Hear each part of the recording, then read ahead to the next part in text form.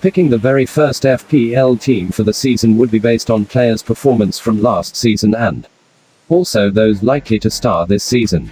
We also know some players perform brilliantly at the beginning of the season. With that being said, we go over to the team selection. Emi Martinez starts in goal. Martinez was astounding for Aston Villa during the last FPL season, coming out with more clean sheets than anyone expected, and also during the Copa America with Argentina. Therefore it wouldn't hurt to start him in goal. We will be using a back four for our first game week.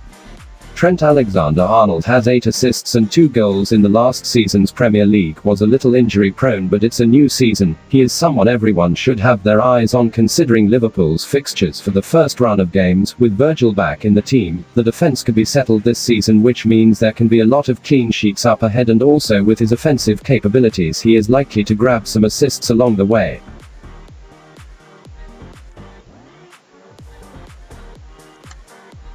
Aaron Cresswell is also someone we can't take our eyes off easily.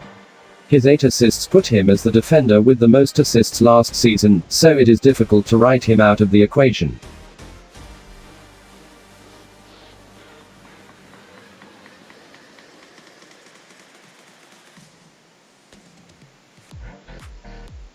Ben White, recently acquired by Arsenal, is someone to watch also, and considering his price in the FPL, he is considered a good purchase.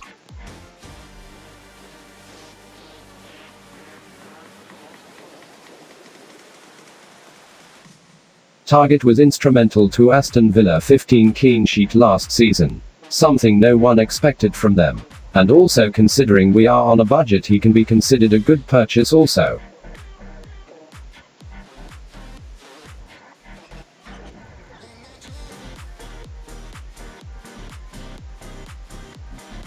Moving into the midfield, Mo Salah starts for us.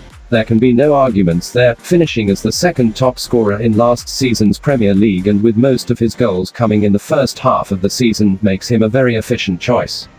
We have seen his consistency over the years in terms of goals and assist, and so he gets to wear the captain armband for game week 1. Bruno Fernandes got the most FPL points during last season. Although he didn't show that consistency in the Euros tournament, he is someone that we can definitely rely on for a lot of points. There are no new signings in our midfield. That is because we would want to see how quickly they can adapt to the Premier League. Placing Kai Havertz in the team is because we have seen Thomas Tuchel has put a lot of faith in the young lad towards the end of the season, and he has paid that off brilliantly. He mostly plays the role of false 9 in the team. Hopefully he can continue his run of form he had towards the end of last season. Wilfred Zaha is one of the most underrated players in the Premier League. With his dribbling, goal-scoring abilities and ability to pick a pass puts him in the last place in our midfield of 4.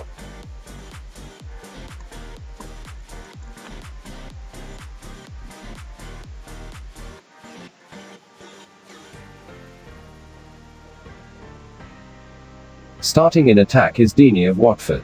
He is someone who has some experience in the Premier League, and being Watford frontman makes him a good choice.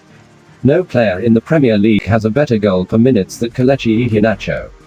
And his display towards the end of last season put him as the last man in our 11 for game week 1.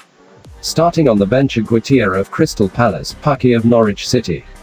Billy Gilmour is one who could impress in his new club Norwich, but we have to keep him on the bench for now.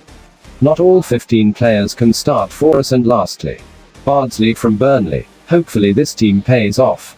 This may not be the final draft before the season begins, and if there are any changes I'll be sure to let you know.